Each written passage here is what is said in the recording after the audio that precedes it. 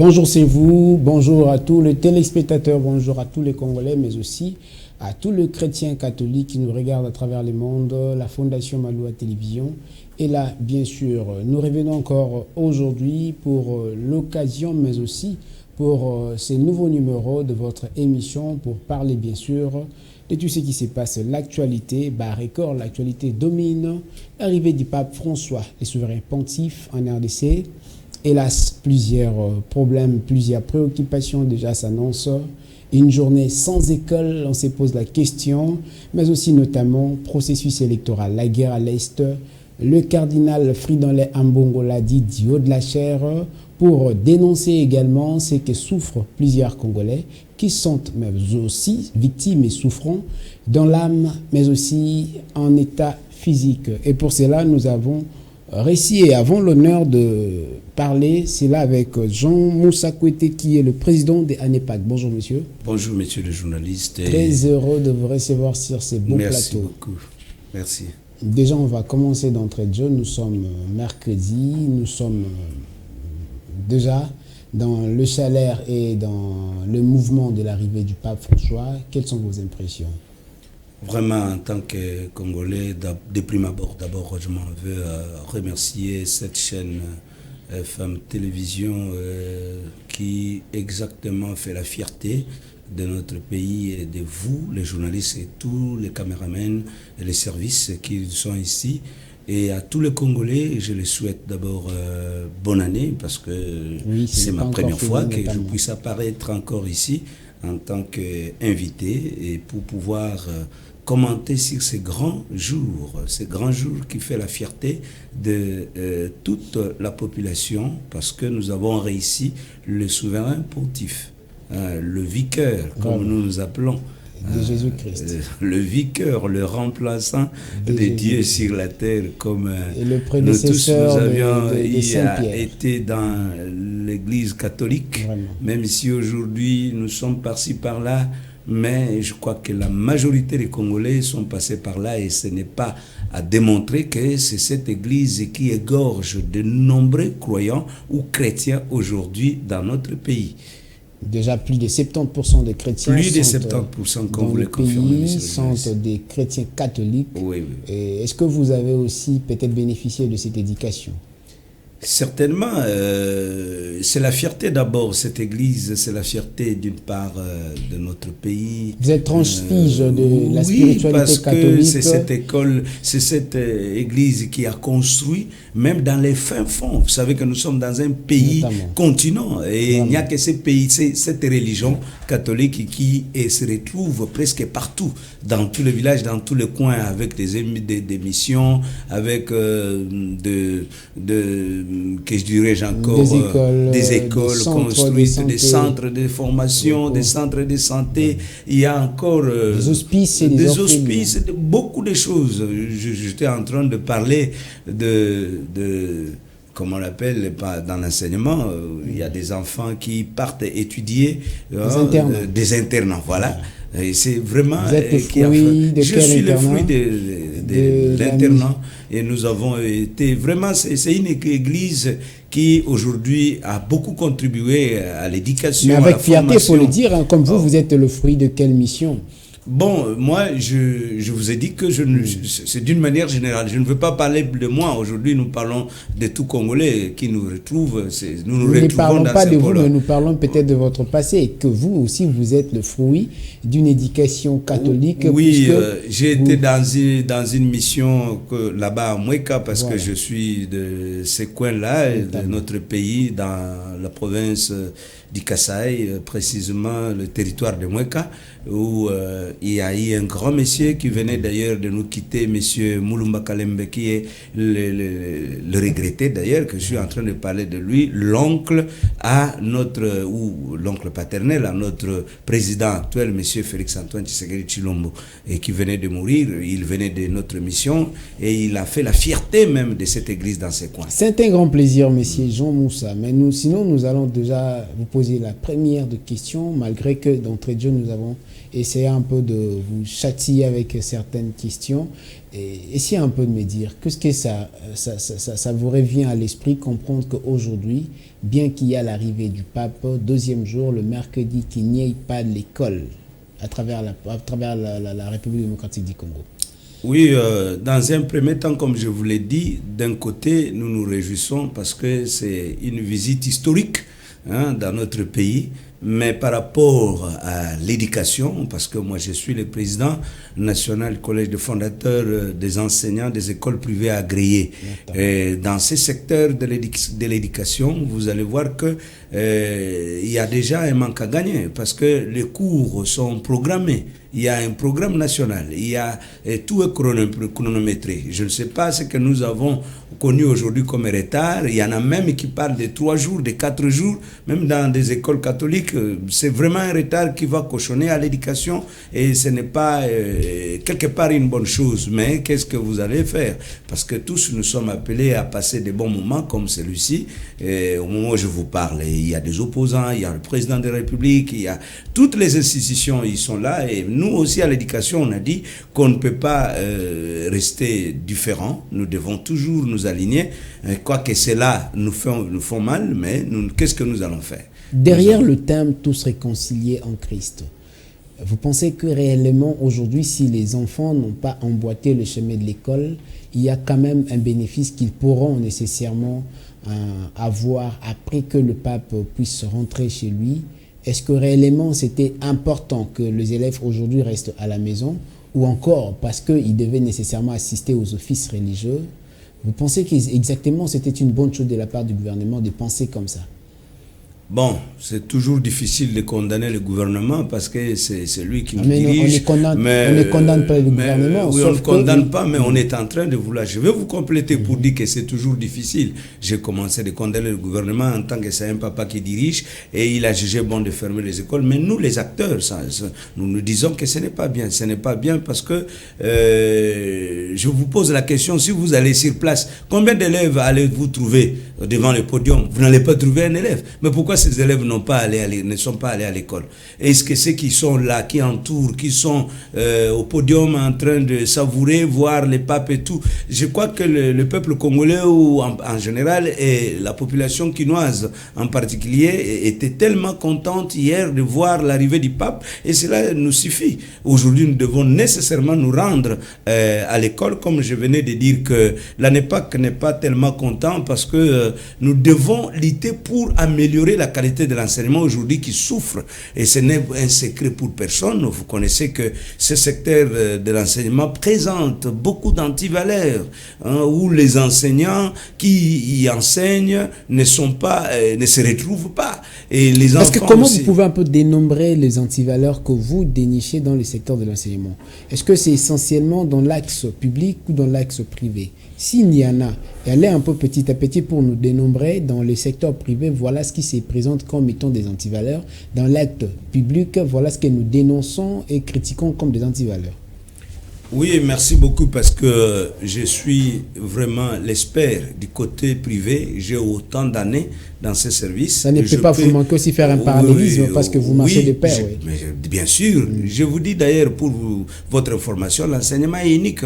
Nous n'avons pas, nous avons qu'un enseignement national. Il n'y a pas, l'enseignement privé n'existe pas. C'est ce que nous venions de condamner avec la toute première table ronde que monsieur, son excellence ministre Tony Mwaba Kazadi a organisé, bien sûr, sous le haut patronage du chef de l'État, qui a organisé la table ronde, qui a réuni d'un côté les enseignants, de l'autre côté le promoteur, ainsi bien le ministère, pour décortiquer, voir quels sont les problèmes qui gangrènent dans ce secteur. Entre autres, le premier problème est l'antivaleur de soi, c'est quand il y a l'engagement illicite, il y a les licenciements illicites, il y a l'impayement qui caractérise, il y a l'éducation qui n'est pas à la hauteur, il y a l'infrastructure, il y a ces écoles qui ne respectent pas les conditions que la loi cadre, qui est la vademecum de notre secteur.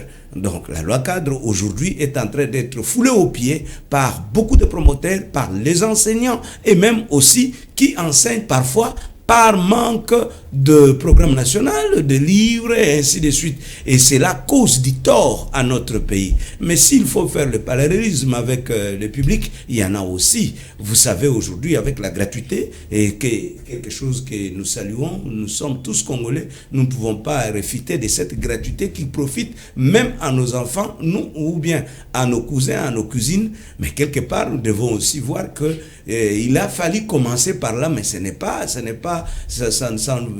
marche pas, parce qu'il y a de ces enfants qui étudient par terre. Des classes nombreuses qui n'ont pas de bancs.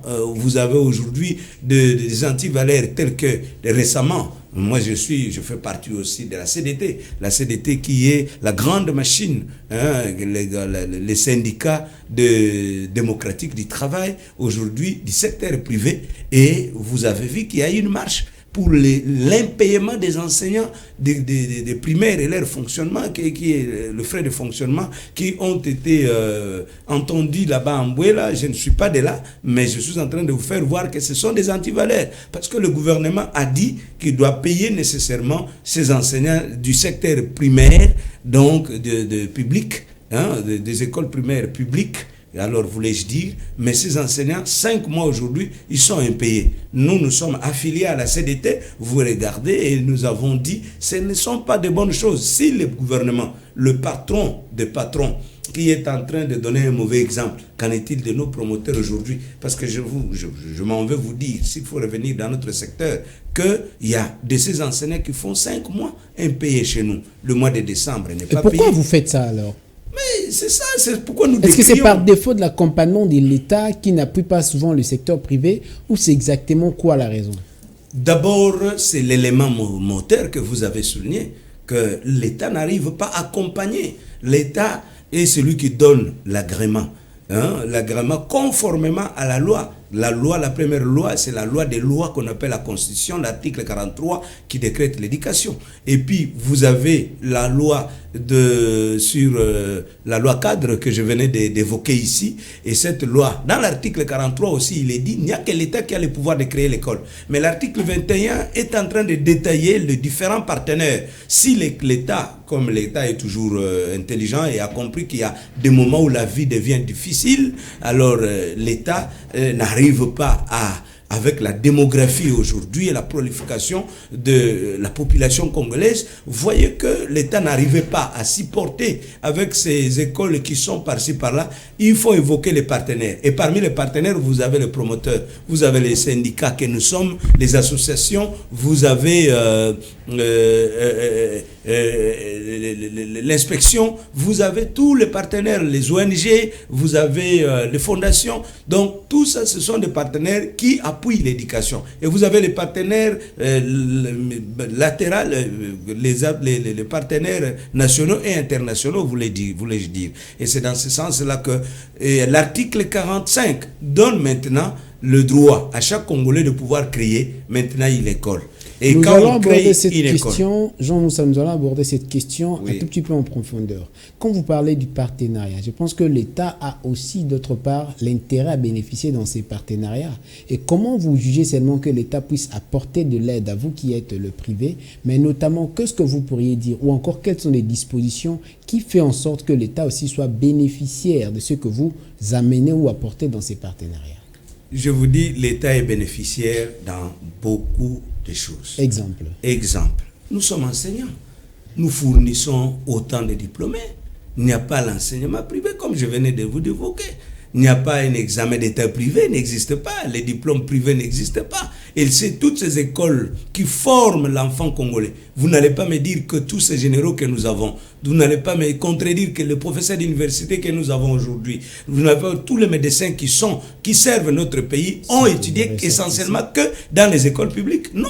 Mais les écoles privées ont beaucoup apporté. Et ce que nous voulons que l'État apporte aussi à notre tour, c'est justement le soutien, le respect de ces principes-là, le respect de ces textes. Je veux que le message soit clair. Oui. Quand vous parlez de soutien, il y a nécessairement plusieurs soutiens. Et vous, quand vous demandez à ce que l'État puisse vous apporter, excusez-moi, ces soutiens-là, j'estime que vous devriez être un peu plus clair pour dire, vous demandez du soutien financier financier ou vous demandez exactement un soutien matériel?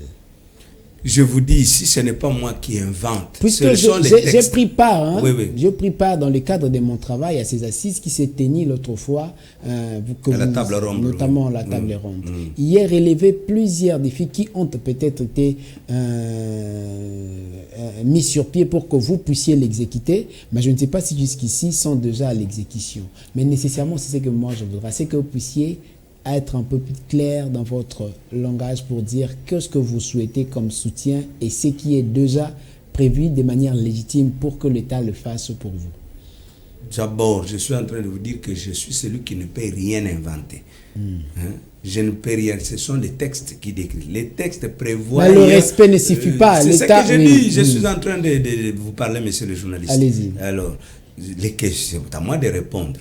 Je suis en train de vous dire que je ne peux rien inventer. Les textes prévoient des subventions. Les subventions des écoles privées. Ça, c'est en termes, quand on parle de subventions, c'est pas seulement... il y a aussi... Je ne sais pas que vous avez parlé de partenariat. Oui, c'est gagnant-gagnant. C'est ce que je dis. Mais moi, je viens de vous parler de ce que l'État bénéficie de ces écoles privées. Maintenant, l'État n'arrive pas à subventionner ces promoteurs qui ont eu la bonne foi de créer l'école. Monsieur le journaliste, qu'on ne se voile pas la face. Aujourd'hui, nous avons des gens qui construisent, qui font du n'importe quoi avec leurs moyens. Mais si vous avez un monsieur congolais des natifs et qui veut investir dans l'enseignement, qui prend son engagement de pouvoir créer l'école, il crée l'école et il se retrouve aujourd'hui seul. Vous comprenez que l'État n'arrive pas à les subventionner, c'est un problème. Alors, quant à nous les enseignants, nous disons que le meilleur enseignant se trouve dans les écoles privées. Nous formons l'élite congolaise aujourd'hui. Et qu'est-ce que l'État prévoit en termes de retraite, en termes de suivi des textes? Parce que le texte prévoit que beaucoup d'écoles privées aujourd'hui ne font même pas signer les contrats. C'est le Code du travail qui en prévoit. Avant de travailler, vous devez signer un contrat. Mais je vous dis, je suis le président national, j'ai les échos de toutes les provinces, parce que je m'en vais pour vous dire que nous sommes déjà dans 20 provinces, administratives, donc sur toute l'étendue de la République, et une quarantaine de provinces éducationnelles déjà. Alors, en tant que cette structure qui a la réalité du terrain, je suis en train de vous dire que il y a à boire ou à manger. Donc, l'État n'arrive pas à accompagner donc, les écoles privées avec tout ce qu'il y a comme avantage. L'État n'arrive pas à accompagner les écoles privées dans tout ce qui est comme avantage. Vous, les écoles privées, il y a relevé certains problèmes comme les conditions de viabilité dans des écoles. Vous n'aménagez pas bien afin que vous puissiez recevoir des élèves. On ne peut pas aussi penser qu'un promoteur qui pense créer une école ne puisse pas déjà aménager ou arranger certaines choses au préalable, comme la viabilité d'une école, comme par exemple, vous venez de parler des contrats, mais aussi on va aller plus loin pour parler exactement, budgétiser ce qu'il faut pour que l'école puisse bien fonctionner. Qu'est-ce que vous en dites? Mais c'est pourquoi je suis en train de vous mais dire, au préalable, au début comme ça, vous créez votre école, quelqu'un vient vous consulter pour que vous puissiez lui conseiller, vous allez lui conseiller comme ça pour qu'il fasse des choses afin que l'État lui puisse subventionner après? Oui, ça, je suis en train de vous soutenir pour dire qu'il y a ce n'est pas tout, hein. Il y a de ces bons promoteurs qui ont des infrastructures qui défendent l'honneur du secteur privé. Mais la majorité sont à déplorer. Pourquoi nous déplorons? Parce qu'il n'y a aucune loi qui dit, si vous voulez créer une école, il faut d'abord demander l'autorisation. Non, l'école doit d'abord exister. L'école doit d'abord exister. Quand l'école existe, l'État vient maintenant avec les contrôles de viabilité que nous appelons en termes techniques les contrôles de C6B. Voilà. Donc ça, c'est du purement, ce sont les inspecteurs qui comprennent le langage que je suis en train d'utiliser. Les C6B, c'est le contrôle de viabilité d'une école. Et vous avez l'inspecteur qui vient à cause peut-être de petits moyens. Vous voyez le monsieur est en train de se donner les leaks, de valider l'école, dire que l'école est bonne, alors que l'école n'est pas et ne respecte pas les conditions qu'il faut. Voilà pourquoi monsieur le ministre, cette année, a décrété cette année 2022-2023 comme une année inspectorale. Une année inspectorale parce que les inspecteurs aussi ne font pas tellement de leur travail. Parce qu'ils sont là en train de valider parfois ce qu'il ne faut pas valider. Alors là, nous déplorons. Nous déplorons. Mais si l'école est déjà assise, et nous avons de très bonnes écoles, je ne vais pas faire la publicité ici, mais vous en connaissez. Mais je vous dis, aucune école privée n'est subventionnée. Vous comprenez? Comme la vôtre aussi. Oui, je suis là et je sais que dans mon école, je ne vois pas, il n'y a aucune subvention de l'État. Donc c'est un problème. Mais vous fonctionnez normalement. Oui. Avec des bonnes conditions. Oui, nous fonctionnons. Il y a des enseignants qui... Je vous dis les conditions d'une manière générale. Vous prêchez déjà, par exemple. Oui. Pourquoi encore demander à l'État de faire autant pour vous? Non, l'État qui a le problème de la guerre à l'Est. Ce n'est pas moi d'implorer. La guerre à l'Est ne signifie pas qu'on ne peut pas vivre. Mais en contrepartie, vous ne rendez pas un bon service à l'État. C'est vous seulement les écoles privées qui parfois pleurnichaient et faisaient la croissance peut-être de problèmes de l'éducation. Vous êtes à la base de plusieurs choses comme par exemple, je ne dirais pas, certes, il y a nécessairement l'échantillon de certaines écoles privées qui, par exemple, dotent des diplômes d'État au lieu peut-être de pouvoir le faire mériter aux enfants. Il y a des écoles qui recrutent et inscrivent des enfants qui n'ont pas peut-être une base. Il y a des écoles privées qui sont. Vraiment, les exemples sont légion. Mais là, vous défendez des écoles privées puisque peut-être vous êtes leur défenseur. Mais la part de l'État dans tout ça, qu'est-ce qu'il gagne? Je m'en vais d'abord vous dire ceci. Ici, je ne suis pas là comme un défenseur seulement des écoles privées. Parce qu'en tant que syndicaliste, je m'en vais vous donner les missions.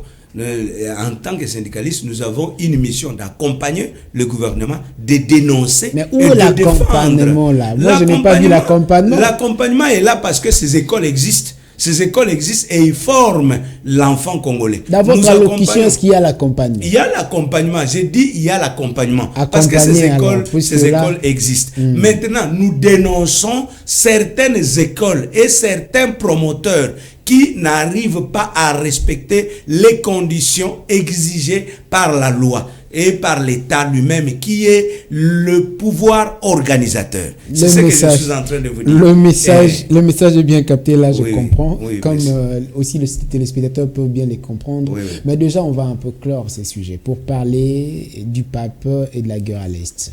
Vous êtes un compatriote, vous êtes un citoyen congolais, ça vous dit beaucoup, je pense. Déjà, quand vous regardez, vous aujourd'hui, ici à Kinshasa, il y a pleinement des activités qui se font, mais dans l'Est de la RDC, il n'y a nécessairement pas des activités qui se font comme ici, ça se fait à Kinshasa. Pourquoi? Parce qu'il y a l'agression rwandaise par le biais du M23. Merci beaucoup. Avant de vous répondre à cette question, parce que vous avez dit que nous devons clôturer avec la question de la NEPAC, qui est une structure syndicale des enseignants des écoles privées agréées, où nous appelons tous nos camarades. Moi, j'avais besoin de ces messages que vous avez compris avec. Oui. Donc, que les gens viennent, et parce que nous sommes là pour accompagner l'État et dénoncer certains mal, parce que nous devons organiser. Vous aurez quelques minutes avant de je vais revenir là-dessus pour vous dire que, avant de parler de nos frères, vraiment ça fait très mal. De nos frères qui sont à l'Est, je m'en vais d'abord m'incliner. Je m'incline devant tous ces morts, toutes ces dames, tous ces hommes, tous ces enfants qui meurent. Et nous avons aujourd'hui, moi-même, je vous dis, monsieur le journaliste, ce que j'apprends, qu'il y a un village. Je n'ai jamais été à l'Est, je vous confirme. Je n'ai jamais été à l'Est, mais lorsque j'apprends qu'il y a un village congolais qui est pris par ces mercenaires rwandais, comme le gouvernement l'a convoqué, les terroristes de M23, moi-même, je me sens vraiment inquiet. Et parfois, je ne mange pas. Alors que je n'ai jamais... Pourquoi? Parce que c'est le sang congolais. C'est notre parti. Ça nous fait très mal. Donc ça nous fait très mal. Nous demandons à ce que l'Éternel Dieu, avec l'arrivée du souverain pontife, lui qui, au moins, beaucoup de présidents du monde l'écoutent, alors nous demandons que c'est le moment d'implorer et de demander une mesure de grâce pour nous. Parce que ce pays nous a été donné sans argent, sans rien payer. Nous n'avons pas dit à Dieu, donnez-nous parce que nous allons vous donner ceci ou cela en contrepartie. Non, nous avons hérité ce qu'on nous a donné. Et que la terre de nos ancêtres soit en paix. C'est ce que nous voulons en tant que scientifique. Je ne suis pas politique, je suis apolitique. Je suis en train de souligner, et je répète pour la 3e fois, je suis apolitique. Mais en tant qu'enseignant, parce que je connais ce que c'est l'Est, parce que j'ai étudié la géographie, je suis congolais, je connais l'histoire, ça fait parce très que mal. c'est une partie de la République démocratique du Congo. Une partie de la République parce démocratique. que vos sentiments sont les sentiments partagés par plusieurs Congolais, des tristesses et des désarrois. Oui. Alors vous avez intérêt, non comme étant politique, mais comme étant un citoyen. Oui. Ça fait mal au cœur. Le pape François va souligner dans son discours « Retirez vos mains de la RDC. Certainement.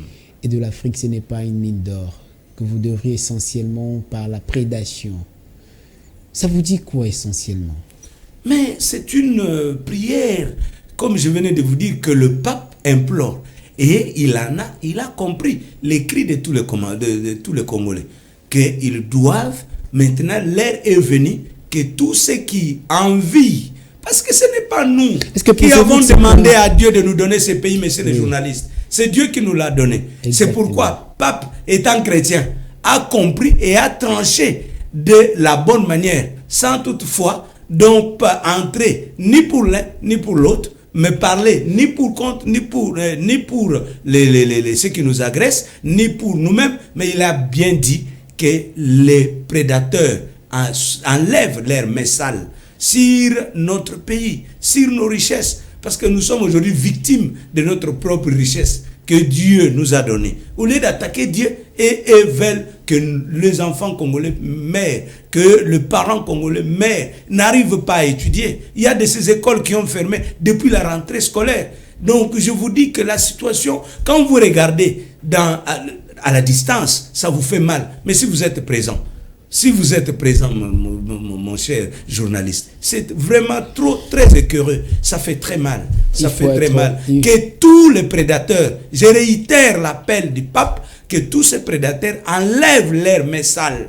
Enlèvent leurs mains sales. Si, je l'ai dit comme le feu Étienne Tshisekedi Luamulumba le disait, que si nous avons une dette, il a parlé au feu Musée Laurent Désiré Kabila. Il lui a dit, si nous avons des dettes envers tous ces Rwandais et tous ces pays qui nous accompagnent, nous allons payer. C'est ce que nous aussi nous demandons. Si nous avons des dettes, qu'ils nous donnent la facture, nous allons payer. Sinon, nous sommes en train de tomber victimes de notre bonne foi.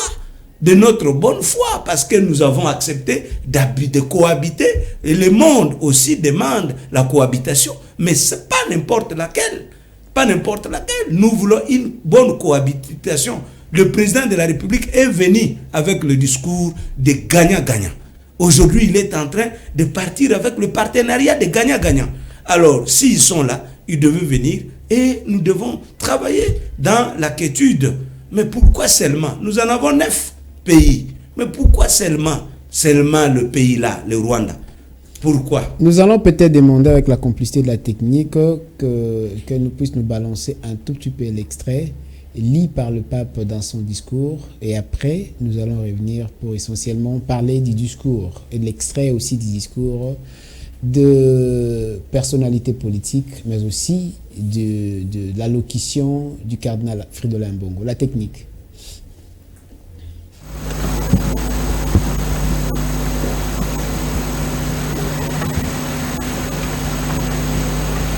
Signor Presidente della Repubblica, illustri membri del governo, del corpo diplomatico, distinte autorità religiose e civili, infine rappresentanti della società civile e del mondo della cultura, signore e signori.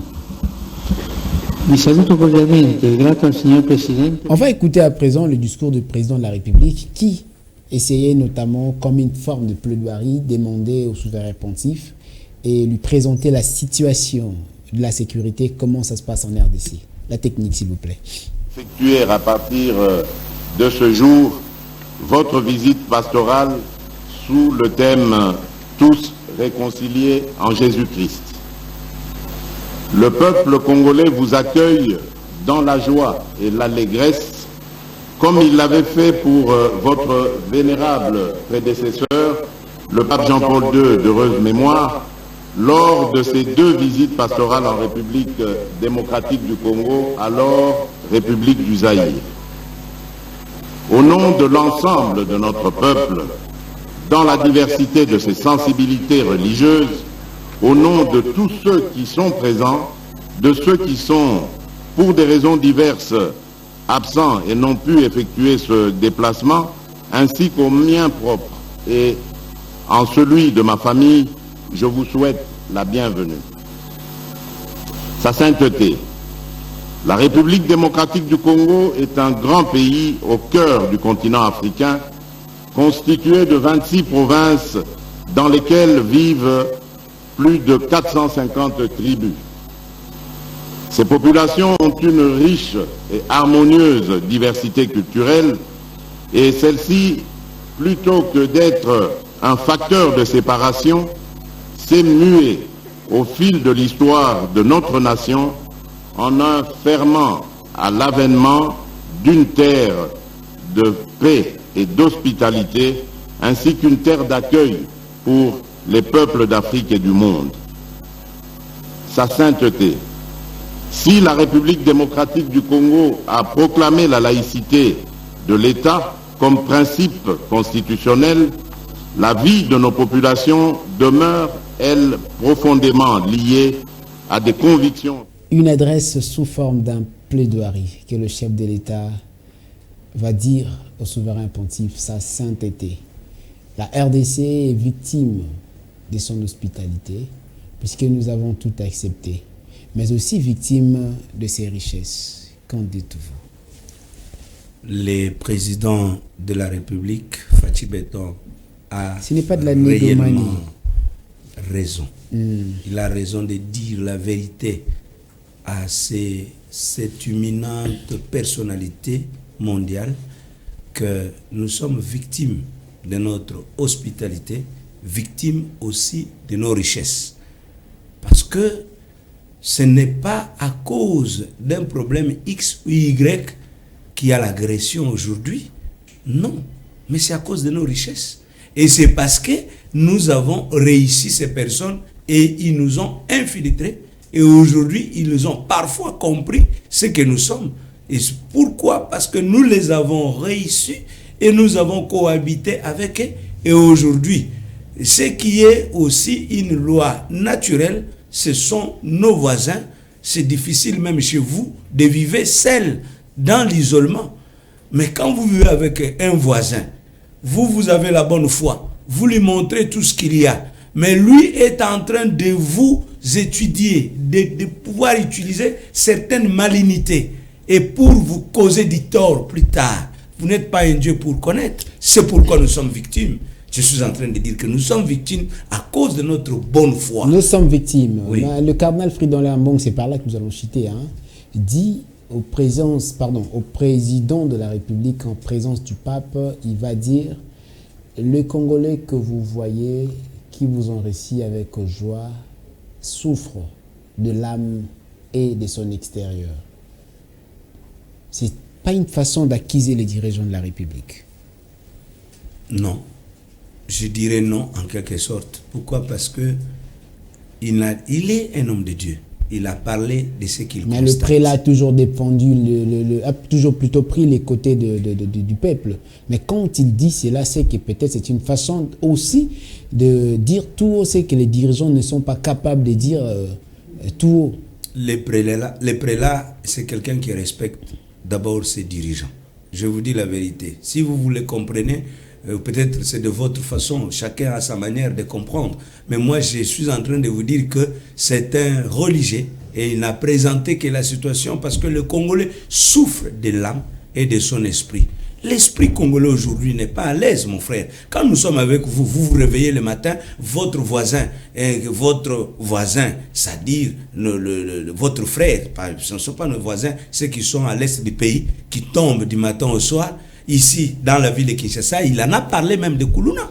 Vous êtes assis avec les enfants, voyez un groupe de personnes qui entrent. Nous souffrons de l'âme et de l'esprit. Merci, nous souffrons de l'âme et de l'esprit. Jean Moussa, nous sommes arrivés pratiquement à la fin. Vous avez 30 secondes devant vous, la caméra, à adresser un message clair et concis à toute la population congolaise. Le message est celui-ci. Aimons notre pays. Et l'amour du pays fait en sorte que chacun, là où il travaille, il se débrouille, nous devons d'abord nous unir. Parce que cet amour va nous amener l'unité. Et dans l'unité, comme on a toujours dit en français, ce qui est uni est plus fort. Alors, l'unité, c'est la force.